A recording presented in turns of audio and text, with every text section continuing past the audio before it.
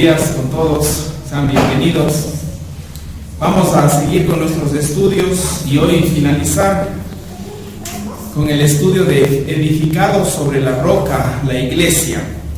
Recordemos que habíamos hablado sobre el pueblo de Dios, el cuerpo de Cristo, el templo del Espíritu Santo, la iglesia viva, la iglesia que crece, una iglesia distinta, y hoy vamos a finalizar con la iglesia que glorifica a Dios. La idea principal del estudio de hoy es que Jesús dice que Él edificará a su iglesia y que las puertas del infierno no prevalecerán contra ella. ¿Por qué crees que Jesús estableció una iglesia en vez de un montón de individuos sin relación entre ellos? Dios llama a la iglesia a mostrar su gloria al mundo, reflejando su carácter. La iglesia es central en los propósitos salvadores de Dios, porque es el lugar donde Él hace que su nombre sea conocido y su gloria sea mostrada. Oremos para comenzar. Te damos gracias, Padre, por esta mañana gloriosa, Señor, que tú reúnes a tu pueblo como una iglesia, Padre, para alabar tu nombre y para escuchar tu bendita palabra. Te pedimos, Señor, ser esa iglesia que glorifique tu nombre. En el nombre de Jesús oramos. Amén. Podemos comenzar respondiendo a la pregunta de por qué Jesús estableció una iglesia, yendo al Antiguo Testamento y considerando por qué Dios prometió salvar a su pueblo. Vamos a leer Ezequiel capítulo 36, versículos 26 y 27.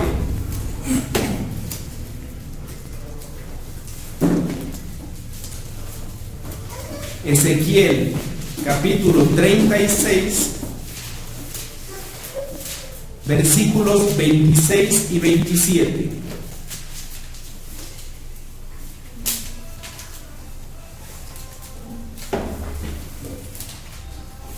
En Ezequiel capítulo 36, versículos 26 y 27, Dios prometió: os daré corazón nuevo y pondré espíritu nuevo dentro de vosotros, y quitaré de vuestra carne el corazón de piedra, y os daré un corazón de carne. Y pondré dentro de vosotros mi espíritu, y haré que andéis en mis estatutos y guardéis mis preceptos y los pongáis por obra.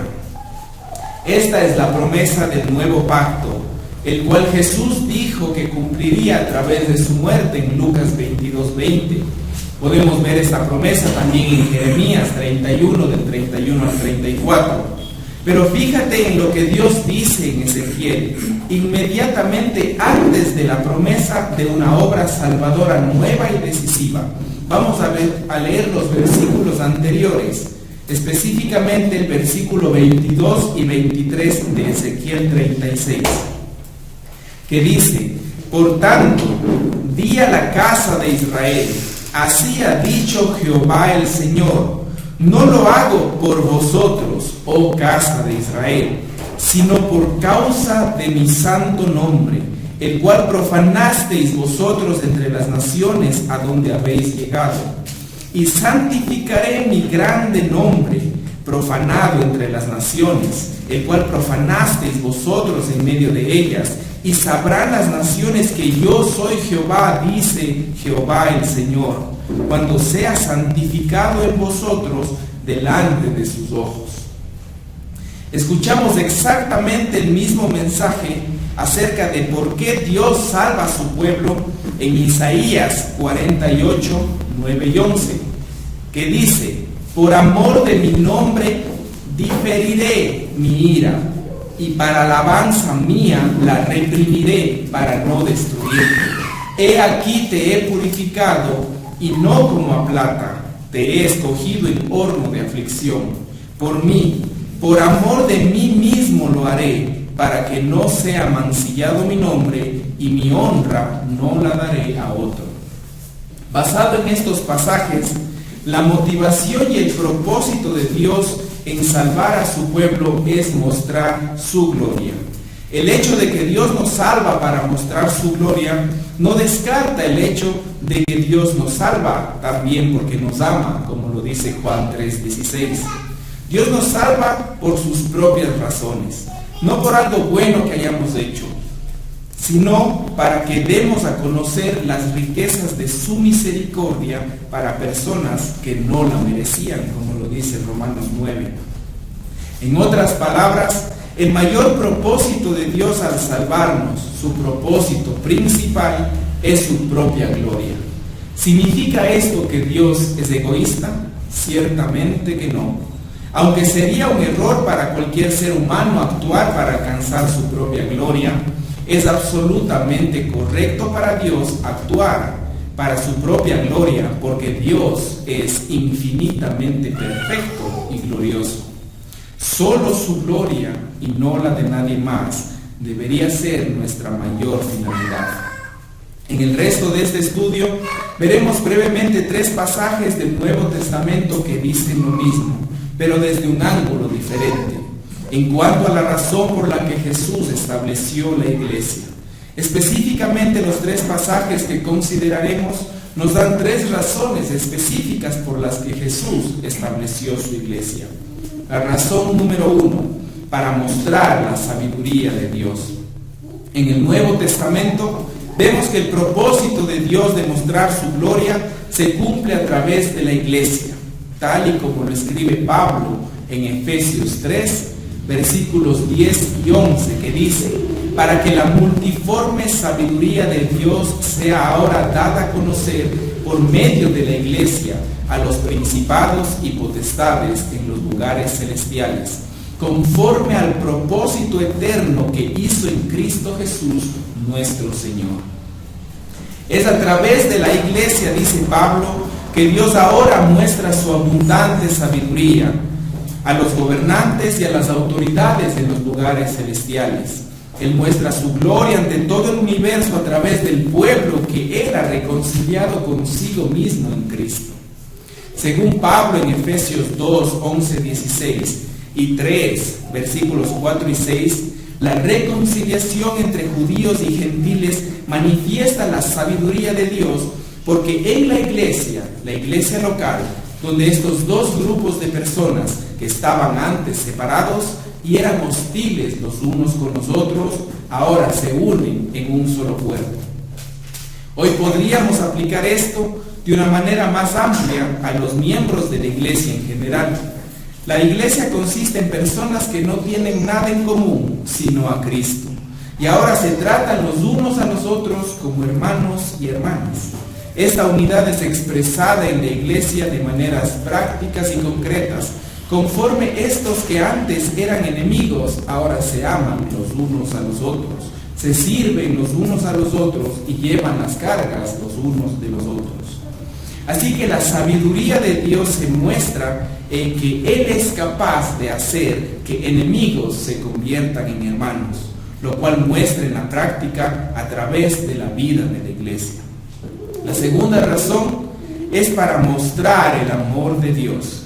En Juan 13, Jesús lava los pies de sus discípulos como un ejemplo de servicio humilde y amor, y los instruye a seguir su ejemplo, versículos 14 y 15. Y luego en los versículos 34 y 35 Él dice, leamos por favor Juan capítulo 13, versículos 34 y 35.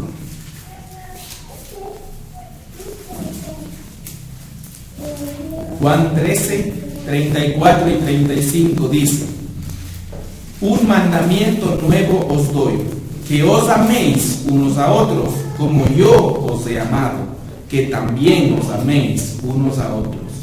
En esto conocerán todos que sois mis discípulos, si tuviereis amor los unos con los otros. En este pasaje Jesús les ordena a sus discípulos que se amen los unos a los otros como Él los amó. Cuando los discípulos de Jesús obedecen este mandato, el resultado es que todo el mundo sabrá que son sus discípulos. Nuestro amor los unos a los otros muestra la gloria de Dios, en que nuestras acciones reflejan el propio carácter de Dios. Nuestro amor unos por otros también muestra la gloria de Dios, en que manifiesta que la gracia de Dios es poderosa para transformarnos a nosotros, pecadores, egoístas, en personas que voluntariamente ponen sus vidas por los demás. Y la razón número 3 es mostrar la unidad de Dios. En Juan capítulo 17, versículos 20 al 23, Jesús ora. Unos capítulos más adelante, Juan capítulo 17, versículos del 20 al 23. Dice así: mas no ruego solamente por estos, sino también por los que han de creer en mí por palabra de ellos, para que todos sean uno, como tú, oh Padre, en mí y yo en ti, que también ellos sean uno en nosotros, para que el mundo crea que tú me enviaste. La gloria que me diste, yo les he dado, para que sean uno, así como nosotros somos uno, yo en ellos y tú en mí, para que sean perfectos en unidad, para que el mundo conozca que tú me enviaste y que los has amado a ellos como también a mí me has amado. En este pasaje Jesús ora para que sus discípulos sean uno, así como Él y el Padre son uno. El resultado de la unidad de los discípulos es que el mundo creerá que Dios envió a Cristo y sabrá que Dios ha amado a los discípulos de Jesús como Él amó a Jesús. Eso significa que el amor entre discípulos mostrará al mundo algo de quién es Jesús y testificará de su misión divina. Es en la iglesia local donde el amor y la unidad por la que Jesús ora en cuanto a sus discípulos llegaría a su expresión más plena y concreta. Cuando los cristianos se comprometen en amarse los unos a los otros, a llevarse las cargas mutuamente, a someterse unos a otros, a motivarse e instruirse y a perseverar en la unidad de la fe, esto es la membresía de la iglesia. La gloria de Dios se muestra en su vida juntos. La unidad cristiana muestra la gloria de Dios, en que proveemos una imagen de la unidad que existe entre el Padre, el Hijo y el Espíritu Santo. Según la oración de Jesús, la unidad cristiana es en cierto sentido una demostración de la propia unidad de Dios. La unidad cristiana también muestra la gloria de Dios, porque demuestra que el Evangelio es poderoso para vencer todas las barreras que generalmente dividen a las personas. Es en la iglesia local donde la sabiduría, el amor y la unidad de Dios se muestran de una manera concreta y visible, ya que personas que son muy diferentes a los ojos del mundo adoran a Dios juntas, se sirven las unas a otras y se edifican en el conocimiento de Cristo. Es por eso que la iglesia local es un aspecto tan crucial en el plan de salvación de Dios, porque es donde Dios pretende mostrar su gloria a un mundo que observa. Oremos para terminar. Te damos gracias, Padre, porque por medio de tu palabra nos muestras cuán vital es la unidad, el amor en la iglesia, Señor. Te pedimos, Dios, que por medio de tu Espíritu Santo, cada hermano que está aquí congregado tenga ese amor, Dios, esa pasión por sus hermanos, Señor. Te pedimos, Padre, que podamos reflejar al mundo que nos amamos los unos a los otros, que cuidamos de los unos a los otros, que llevamos las cargas mutuamente, Señor, que nos servimos como tú nos serviste. Te pedimos, Padre, que seamos una iglesia que glorifique tu nombre. En el nombre de Jesús oramos.